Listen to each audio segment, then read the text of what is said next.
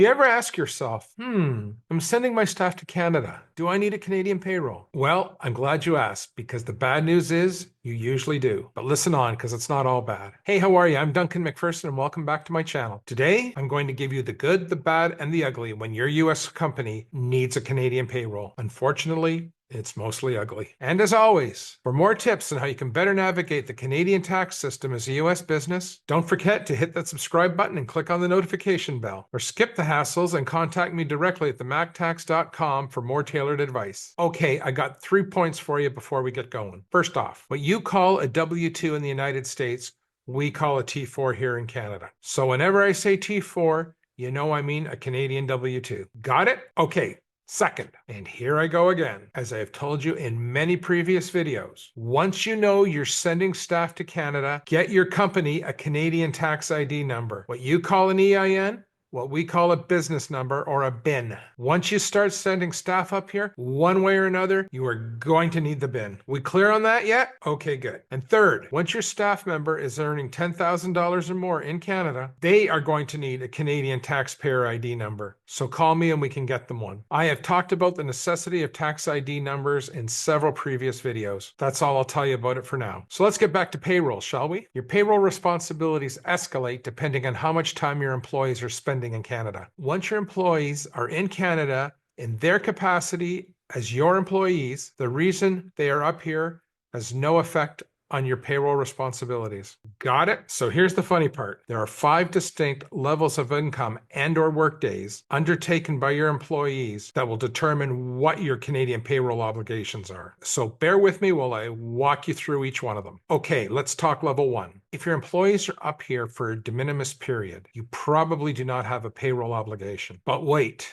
Unfortunately, CRA does not give any guidance on this issue. In fact, a strict reading of the rules would indicate that if you send a single employee up here for a single day, you'd be required to maintain a Canadian payroll, even if that payroll were nil. So you'll have to be your own judge as to what is de minimis in this regard. Obviously, if you're sending an employee or two up here once or twice a year for a day or two, I think it's safe to say you don't have any payroll obligations, right? Well, beware, my American friend, because on a strict reading of the rules, you actually do. So now let's discuss when your employee activities are more than de minimis. Ergo, level 2. At this level, you'll be sending employees regularly into Canada, but the portion of the employee's salary earned in Canada is less than 10,000 Canadian dollars. Well, at this issue, you have no obligation to withhold tax or even issue the employee a T4 slip. But it is weird, because as an employer, you'll still be required to maintain a payroll, but when you file the monthly and annual payroll forms, they'll be nil. From here out, it gets a little more confusing. So just stick with me, and now on to level 3. At this level, your employees are earning greater than $10,000 Canadian a year, but work in Canada less than 45 days per year. No, I am not making this up. At this point, things become really obtuse for your company because you're going to have to go through this 3-step process here. Step 1, your company must apply to CRA to be certified as a qualifying non-resident employer. Step 2, once you receive this certification, you must maintain a payroll, issue T4 slips to the employees for the amount of their remuneration, but you do not need to withhold tax on these employees as long as they worked in Canada less than 45 days or earn less than $10,000. Now, step 3, your employees at this point will be required to file Canadian personal tax returns, what we call up here a T1, which you call in the US a 1040. However, your employees will be exempt from tax on their earnings, but they do have a filing requirement. I know all of this sounds crazy,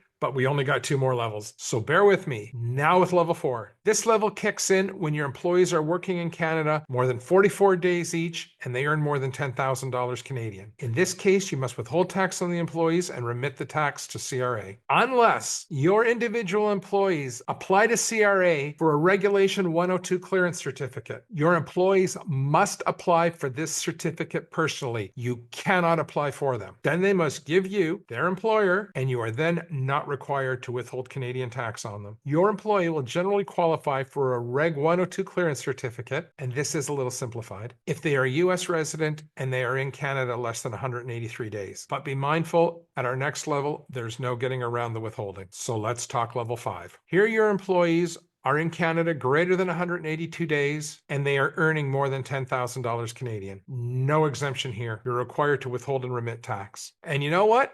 That's it. So if you got employees up here, give me a call and let's start chatting. I will help you sort through this mess and get you all set up here so you can seamlessly operate your business and forget about all this bureaucracy. Now, to be thorough, there are a few housekeeping points I want you to take note of to help you avoid more hassles. Once you're sending employees up here above the de minimis threshold, keep the following in mind. Number one, if you mistakenly do not withhold tax on the employee when you're required to, CRA can come after you, the employer, for the withholding, just as they can in the United States. If your employee files and pays the tax, well, then you're off the hook, although interest and penalties may apply. Number two, your U.S. corporation will be considered to be carrying on business as a branch in Canada, and you'll be required to file a Canadian corporate tax return. Number three, note that although you need to file, your company may or may not be required to pay tax, depending on your activities and your treaty status. Number four, if you think you'll be sending employees up here in the near future, don't wait till you do.